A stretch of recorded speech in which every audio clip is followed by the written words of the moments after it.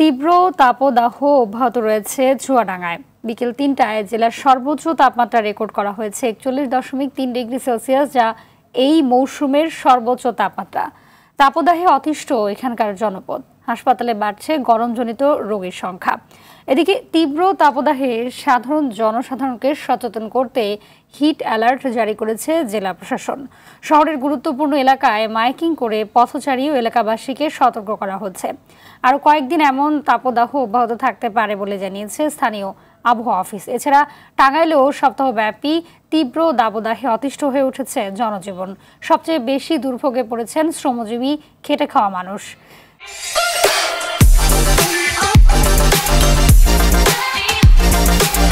চাহিদার তুলনায় বিদ্যুৎ সরবরাহ কম থাকায় দুর্ভোগ বেড়েছে আরও কয়েক গুণ। এতে হাসপাতালে চাপ বেড়েছে নানা রোগে আক্রান্ত শিশু বৃদ্ধ রোগীদের। গরমে মেহেরপুর যশোরেও দুর্ভোগ বেড়েছে মানুষের। প্রচন্ড রোদ আর প্রচন্ড গরম, বিশেষ করে আমাদের বাচ্চাদের নিয়ে অনেক কষ্টে আছি। প্রচন্ড গরম পড়ছে, এই গরমে মানুষ অতিষ্ঠ হয়ে যাচ্ছে। চুয়াডাঙ্গা জেলায় তাপমাত্রা বেশি, রোদে বেরোলে মনে হচ্ছে শরীরে ফুসকা পড়ে যাচ্ছে, মনে হচ্ছে পুড়ে যাচ্ছে। তাপদাহের বিষয়ে আরও জানাতে মেহেরপুর থেকে সরাসরি যুক্ত হচ্ছেন সহকর্মী মাজেদুল হক মানিক। জানাবেন যে তীব্র গরমে জনজীবনে কি ধরনের প্রভাব দেখছেন?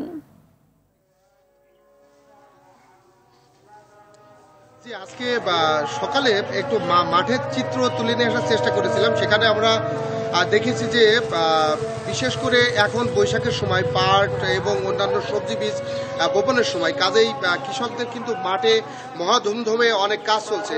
যে কৃষকরা আমাদের অনেক কষ্ট করে আমাদের খাদ্যসহ অন্যান্য পণ্য উৎপাদন করে, সেই কৃষকদের কিন্তু খুব দুরবস্থা দেখেছি যে সকাল 10টার পরে মাঠে কিন্তু কেউ আর দাঁড়াইতে চাচ্ছে না এবং যারা শ্রমিক তারা কিন্তু কাজ করছে না। শ্রমিকরা বলছেন যে বাতাস হচ্ছে, কিন্তু বাতাসের সাথে যে রোদ আসছে সেই রোদ এবং বাতাসটা হচ্ছে আসলে শরীর ঝলসে দেওয়ার মতো। আমরা যদি একটু রাস্তাঘাটের দিকে তাকাই তাহলে সেই পূর্বের মতোই রাস্তাঘাট সকাল 10টার পরে ফাঁকা হয়ে যাচ্ছে। মানুষ খুব বেশি প্রয়োজন ছাড়া ঘর থেকে বের হচ্ছে না। আর আরেকটা বিষয় হচ্ছে যে তীব্র বা প্রচন্ড রোদের কারণে শ্রমজীবী এবং যারা খেটে খাওয়া মানুষ তারা আসলে সেই পূর্বের মতো আজকেও নানা সংকট নিয়ে তারা পার করেছেন। তারা বলছেন যে যেহেতু রাস্তাঘাটে সড়ক ফাঁকা যাচ্ছে, মানুষ ঘর থেকে বের হচ্ছেন না, কাজে তাদের সে ভাড়া কমে গেছে, আয় কমে গেছে এবং তারা পরিবার পরিজন নিয়ে কিন্তু কষ্টের মধ্যে পড়েছেন।